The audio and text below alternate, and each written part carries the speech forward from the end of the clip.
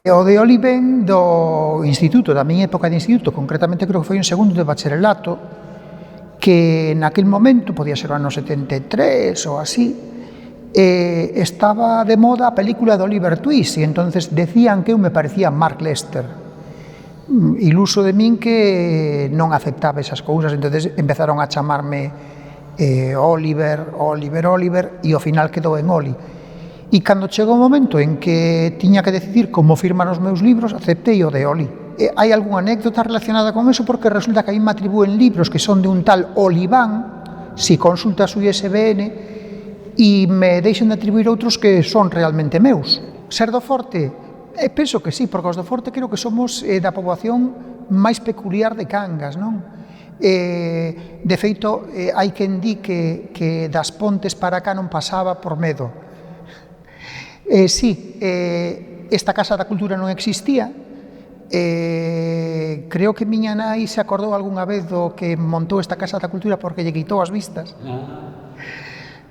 E isto era o Danubio, era a escola de doña Irita e de don Emilio Buela.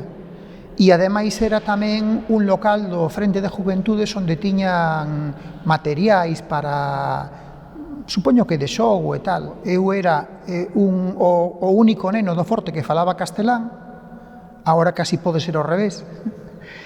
E urbanísticamente Cangas masificouse moito e este barrio perdeu moita da personalidade por culpa de esa construcción abusiva que se fixo. A miña actividade sociocultural comeza, como casi a toda a xente da miña xeración, a través de Erga, no Instituto de Rodeira. Cando se adquirimos conciencia da cuestión idiomática, da normalización lingüística, pois decidimos dar un paso adiante e nos organizamos. No meu caso foi en Erga. E cando Erga empezou a organizar o Frente Cultural, pois de algunha forma tamén participamos na organización de un grupo de Guiñol, aínda que, bueno, eu ao final me acabei descolgando, pero sí na organización de outros eventos como concertos, recitais poéticos, etc. A Asociación Cultural Abraxas xurde un pouco dun grupo de xente que estábamos arredor de Eduardo Mallo. Éramos xente moi nova, de feito coincidiu xusto co ano en que eu rematei o bacharelato e me iba a estudiar magisterio, e coincidimos un grupo de persoas que tiñamos unha afinidade persoal e que Eduardo Mallo espertou en nos outro tipo de inquedanzas e nos ensinou sobre todo a canalizalas, non? Entón, un pouco froito deso surdiu Abraxas, e Abraxas foi, digamos que, un intento un pouco torpe e infantil, pero moi interesante, de facer actividade cultural a partir dos intereses de un grupo de xente moi nova. Non tiven tan claro que quería ser mestre. Eu, o primeiro recordo que teño de querer ser algo era ser psicólogo. Psicólogo e xornalistas foron dúas cousas que apareceron por aí. Pero eu era un pouquiño vago, entón preparar a selectividade non era unha cousa que me atraese demasiado.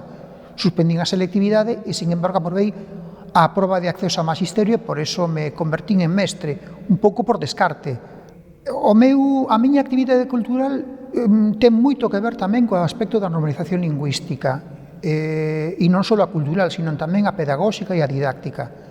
Eu creo que hai unha riqueza que se está perdendo, que é a riqueza lingüística, que é o uso do galego, e creo que hai que recuperalo. Entonces, a miña actividade cultural va relacionada con ese tipo de cousas, e cando chego ao Centro Recreativo Cultural, as persoas coas que teño máis afinidade, que pode ser o caso de Xulio Mariño, que ademais ten moito que ver en que me interese pola literatura infantil, están ligados ao cine.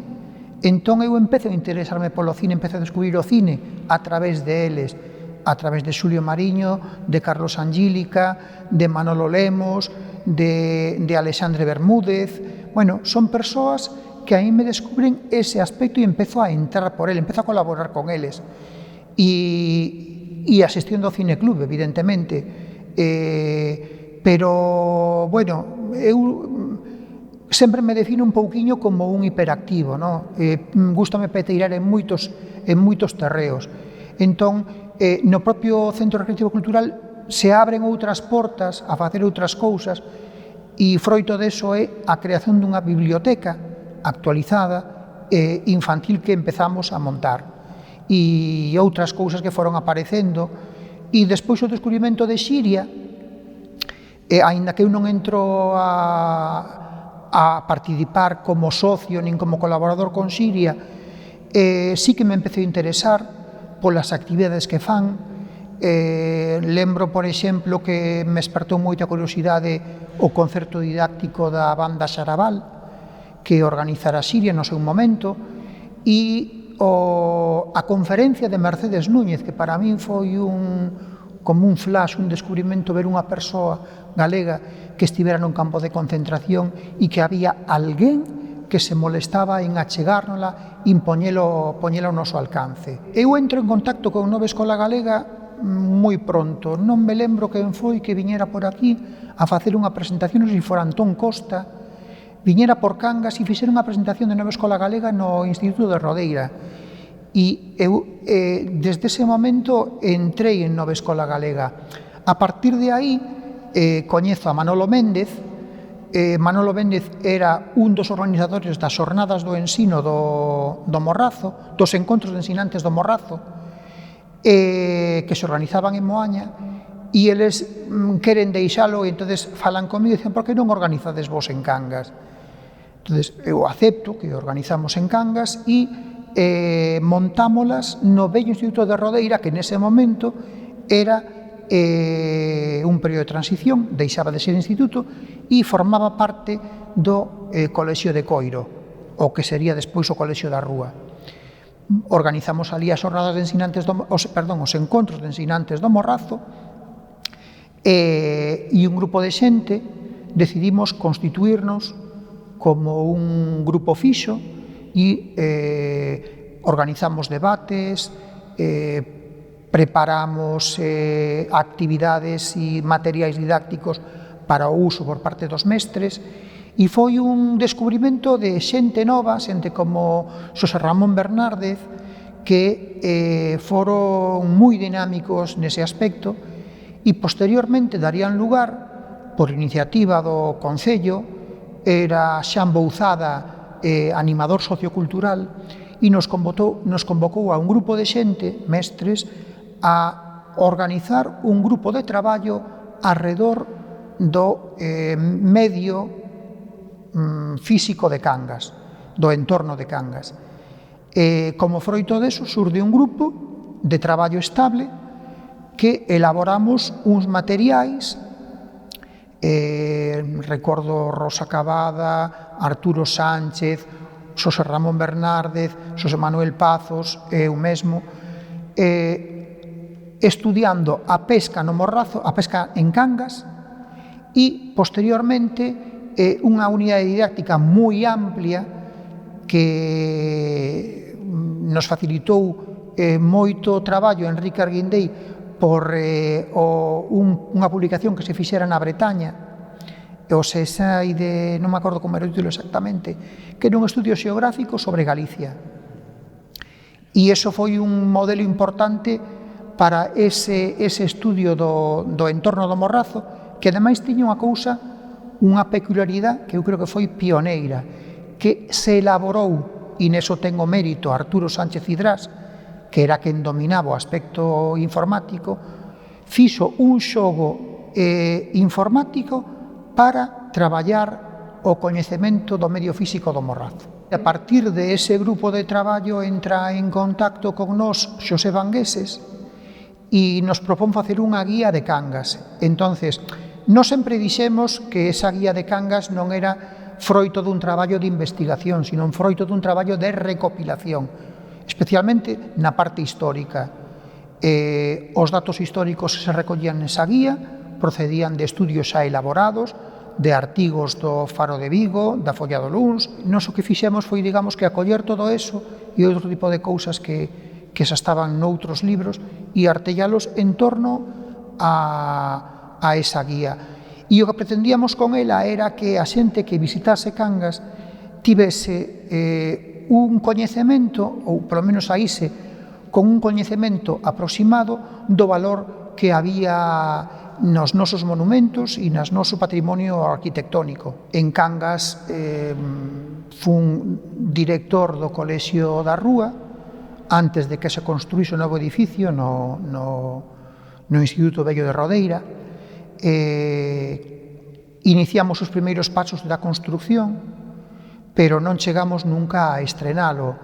Posteriormente, despois de pasar por Moaña, polo Colexio da Guía, estive en 15 anos no Colexio do Ío, dos cales 8 como director. E aí sí que eu sentínme moi a gusto. Había un equipo de xente moi competente, moi interesante. Artellamos un proxecto didáctico que eu penso que foi moi valioso, tamén arredor da normalización lingüística, do traballo de descubrimento do entorno inmediato. E aí eu coñecín a xente como Rosa Cavada, como Suso Sánchez, como Marisa Núñez, como María Millán, que, e me esquecerei de outros, evidentemente, pero que supuxeron un apoio e unha fonte moi importante para inspirar ese proxecto. A parroquia tamén se prestaba, porque era un entorno moi propicio, xente moi acolledora, moi respetuosa co traballo, e realmente eu creo que foi un proxecto moi interesante. Posteriormente, as circunstancias leváronme a traballar en Moaña, e aí acabei o meu exercicio profesional, remateino en Moaña, no Colexio de Reibón, do que tamén gardo un recordo moi valioso, e aí desenvolvín, digamos que un traballo máis relacionado sobre todo coa biblioteca escolar, coa literatura infantil, e eu estou moi satisfeito de ter coñecido todos eses espacios e traballar con toda esa xente. Como parte do Secretariado Nacional de Nova Escola Galega, eu entro en contacto con Manolo Bragado. Manolo Bragado nese momento non era director de Xerais, pero posteriormente chegaría a selo, pero sí que ten contactos con grupos editoriais e entonces nos propoñen desde Irindo crear unha colección, que sería a colección O Parrulo, e dirixila. Os primeiros pasos dámoslos xuntos, pero posteriormente Manolo Bragado márchase á escola en Bande e entra en Xerais. Entonces eu me quedo solo no proxecto, tardo moi pouco tempo en deixalo, e Manolo Bragado desde Xerais trata de dar un impulso a unha colección de álbum ilustrado infantil. Entonces entra en contacto con unha serie de xente, entre as que están Xosé Ballesteros, Rafa Fernández e eu. E entonces nos propoñen que fagamos un deseño da colección. Facemos o deseño da colección, propoñemos unha serie de títulos para traducir, pero a cousa non sale adiante. O único exercicio que se leva a cabo é a publicación do Elmer, Pasa unha serie de tempo e aparece o proxecto de Calandraca. Xosé Ballesteros, que estuvera nese proxecto de Xerais, leva adiante Calandraca e entra en contacto comigo para que deseñe unha colección de álbum ilustrado infantil e que a dirixa. Eu propóñolle que sexa unha codirección e a colección Dema de Mora de Calandraca pasa a ser dirixida por min e por Marisa Núñez. As cousas van evolucionando e hai un momento en que en Calandraca hai unha especie de ruptura.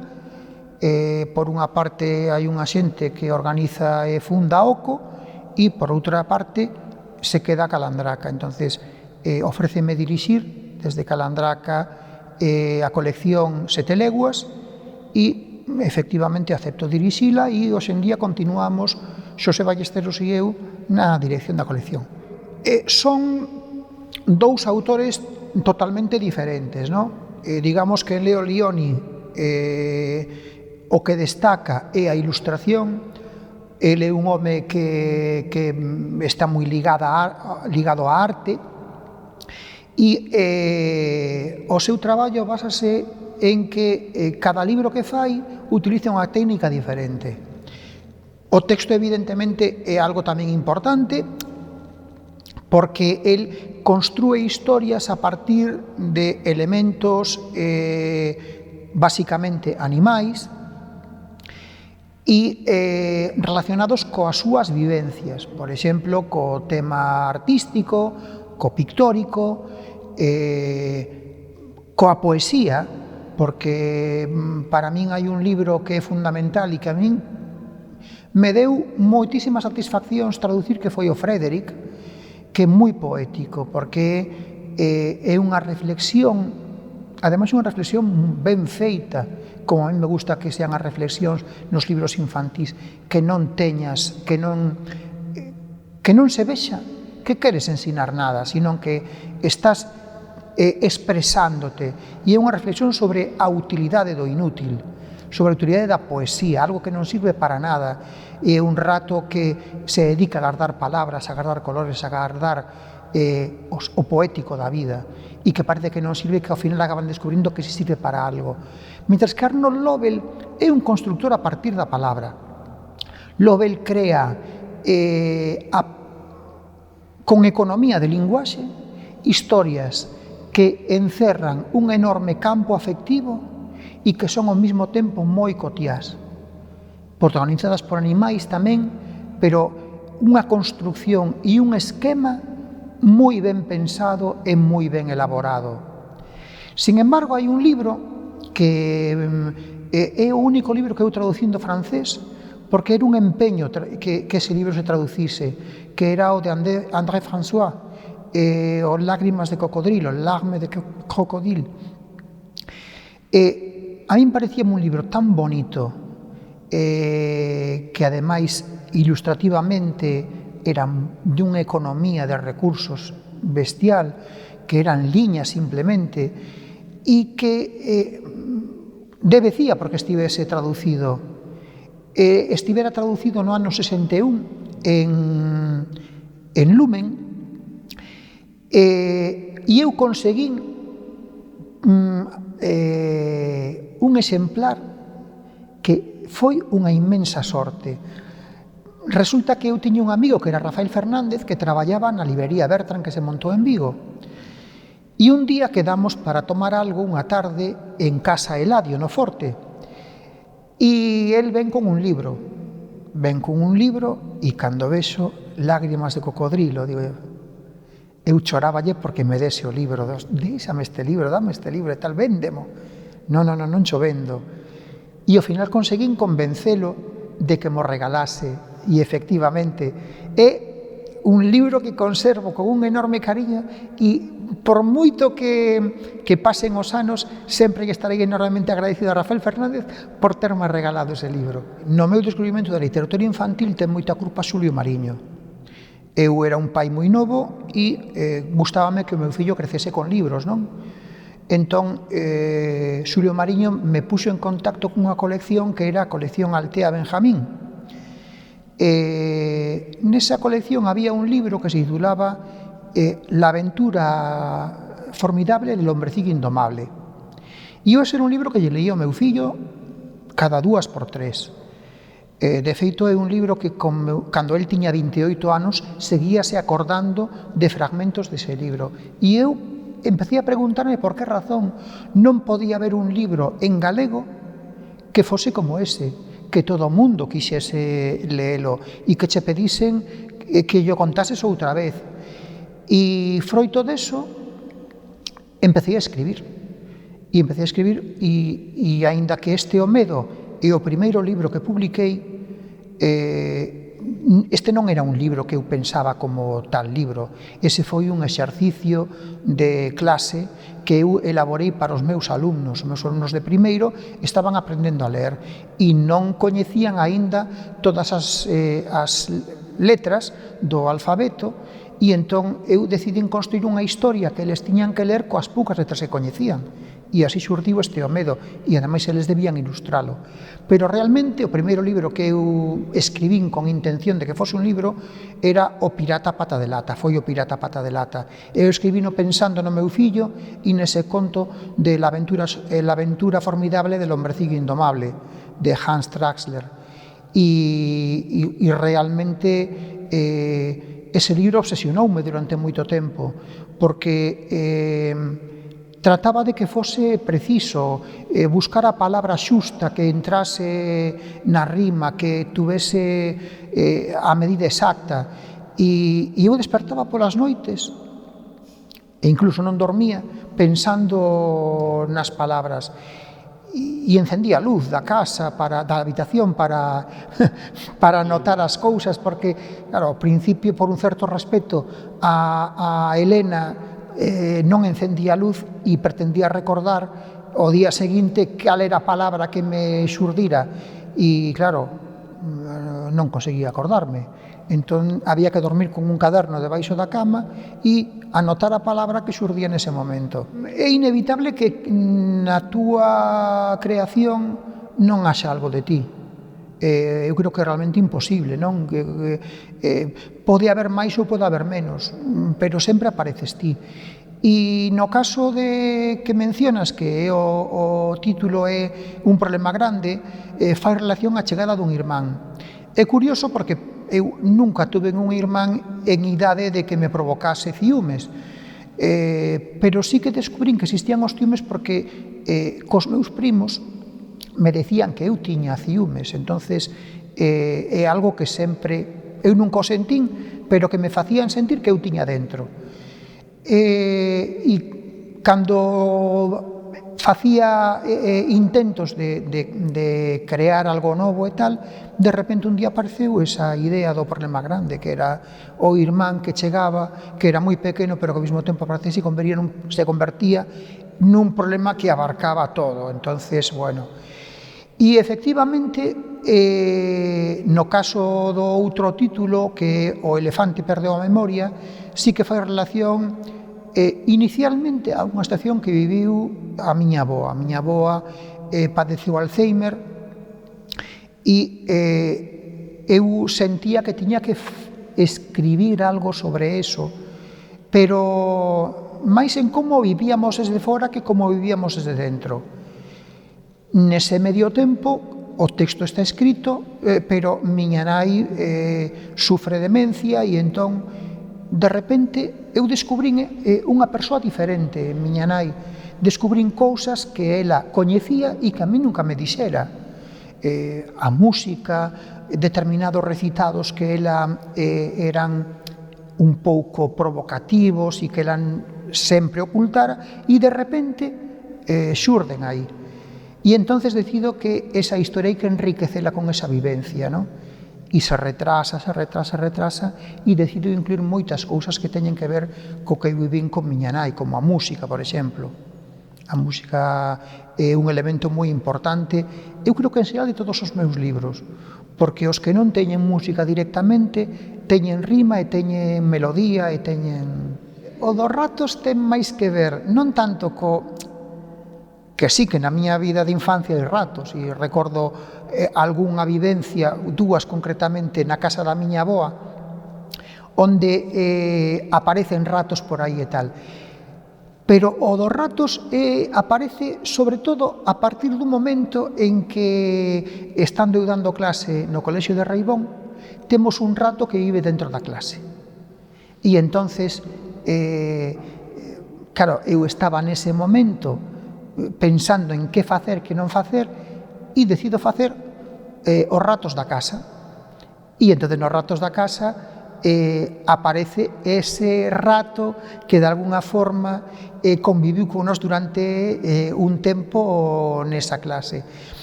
E como o libro funciona ben, e eu estou contento porque ademais ese libro ten pequenos, eu sempre me gusta meter algún elemento do que eu vivín coa lingua e do que eu vivín coa tradición oral, non?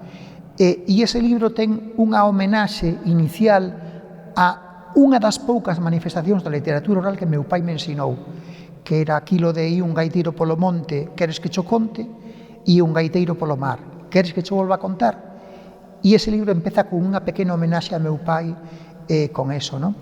E a cousa funcionaba moi ben. Entonces, un día, a ilustradora é unha ilustradora argentina que se chama Natalia Colombo, e teño contacto con ela a través de Facebook. Entón, un día, ela envíame unha mensaxe que me di sempre pensei que estes ratos iban a ir a algún sitio máis. E entón, decido poñerme coa segunda parte. E a segunda parte era inevitable que tiñan que ser os ratos na escola. Pero non acabo satisfeito de como vai a cousa e entonces se mete polo medio os ratos de viaxe. Se publica ratos de viaxe e despois de que se publica retomo ratos na escola. Perdón, ratos na escola. E, bueno, coincide xusto con que o ano en que se publica o primeiro dos tomos se publica tamén Rato Avó e o Muraño. Entón, ese foi un ano total de ratos, non? Un libro que Xerais publica na colección Merlín e que ilustra Ramón Trigo, que é unha persoa coa que eu teño ilustradas varias cousas, que é un ilustrador que me gusta moito traballar con el. Os ratos da escola teñen unha placa tamén. Sí, eu sempre bromeaba que, bueno, no colexio de Reibón, cada vez que alguén se xubilaba, sempre se facía algo. E eu sempre lles decía, cando me xubile, ten que haber aquí unha placa que diga que nesta clase naceu Ratos na escola. E hai uns meses, isto da pandemia alterou moito as cousas e nos quitou moita vida social, decidiron non adiar máis a miña xubilación, esta festa un pouco que se fai os mestres que se marchan, e invitáronme a acudir ao cole e descubrir unha placa na aula onde estaba ese rato que poñía aquí naceron os ratos na escola. Os meus libros teñen unha dificultade ahora a traducción que moitos deles son rimados e iso encerra unha dificultade grande.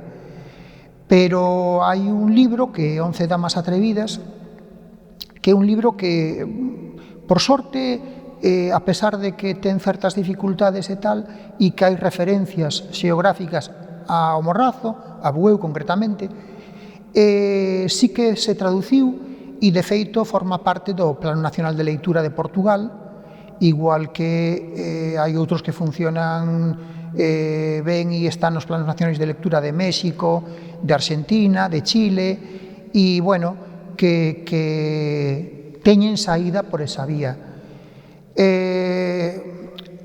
O certo é que eu como escritor teño ou tiña unha dificultade que cando iba aos coles me preguntaban canto tardas en escribir un libro? Digo, é que eu son escritor vacacional, só escribo nas vacacións. A min a escola ocupábame moito tempo e non só a escola o que é a miña aula, sino a escola, as actividades que hai ao redor da escola. E entonces eu escribía únicamente nas vacacións. Hoxe en día xa podo facelo a tempo completo e iso me xenera unha satisfacción importante. E ademais hai unha cuestión que me viña preocupando últimamente. Resulta que todos os meus libros eran rimados. E eu dixen, bueno, teño que cortar porque levo publicando un libro cada 5 anos e a maior parte deles rimados teño que publicar algo que non teña nada que ver coas rimas. E, bueno, neso andamos. Sempre procuro recurrir aos modelos dos meus antergos, o que eu escoitaba. Eu neso tamén teño unha boa orella, non? Entón eu sempre recordo que no Forte había 2 lugares onde a mí me gustaba escoitar a xente como falaba. E os 2 sitios tiñan que ver coas costureiras, que era a casa de Carmen Anocha e a casa de María Panesilla. Entonces, eu escoitaba como falaban elas e aprendín logo descubriría que utilizaban recursos retóricos que a mí me parecían alucinantes. E eu aplicaba sempre esas palabras que escoitaba. E un día entrego para publicar un libro en Edicións Xerais de Galicia e eu utilizaba unha expresión que para min era o máis familiar do mundo, que era ter pés de lapou. Entón, o corrector envíame de volta ao texto e me di: esta palabra non existe.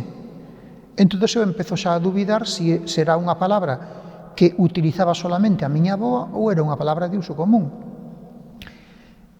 Chamo a Quique Arguindei, que é a persona que aí me ofrece unha garantía á hora da fiabilidade do léxico, e fai consulta a varias persoas e dinlle que efectivamente esa expresión existe. E entonces eu devolvo as correccións dicindo que efectivamente esa expresión en Cangas se utiliza e ten un significado. E a partir de aí, Quique propón que fagamos unha investigación e recollida de léxico propio de Cangas. E aí nos embarcamos nun equipo de traballo que é Maredo Morrazo, e nos dedicamos durante os últimos 20 anos a traballar sobre o léxico primeiro de Cangas, pero agora xa de todo Morrazo. E, bueno, pés de lapou significa unha persoa de pés grandes e, ademais, torpes, non? Entonces, unha vez que comprobamos que, efectivamente, ese significado existe e que de uso máis aló do espacio familiar, decido que se manteña no texto, e así vai. E, ademais, a partir dese momento, decido incluir sempre algunha palabra que teña que ver co léxico que eu escoitaba na xente do meu arredor. Eu son lector por culpa de Colón o deterxente. Eu era un neno que estaba moi na miña casa, meus pais eran emigrantes e a miña avoa quería protexerme, non fora ser que se fixese a vida de todos os demais nenos me pasase algo e os meus pais recibisen o disgusto da súa vida. Entón, estaba como metido nunha burbulla. E nesa burbulla un día aparece unha lavadora. E claro, para unha lavadora hai que mercar un deterxente, pero que resulta que o tambor de deterxente tiña dentro 2 libros. Bueno, eran 2 tambores de deterxente e cada un o seu libro. Un era o Archipiélago Gulag de Alexander Solzhenitsyn e outro é un libro que non recordo moi ben, pero non sei por que teño idea que era La Romana de Alberto Moravia. Entonces, un tipo que está encerrado na casa, que a televisión se corta ás 4:30 porque eso de emisión continua non existía, e que se aburre, que pode facer? Abrir o libro que ten a man e poñerse a lelo. E empecé a ler o Archipiélago Gulag.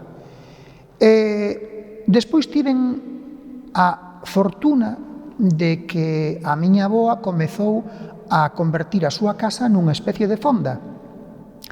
E ali vivían gardas civís, pero un día apareceu un home, un madrileño, que era don Tomás.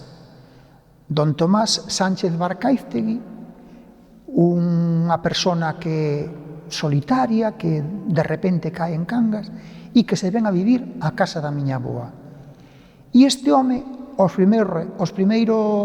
primeiro Nadal que pasa aquí, me regala un libro e un xogo de axedrez. E ese libro, creo que eran 2, eran De Grumete Almirante do Capitán Marryat e Corazón de Edmundo D'Amicis. Entonces, claro, xa teño máis cousas para ler.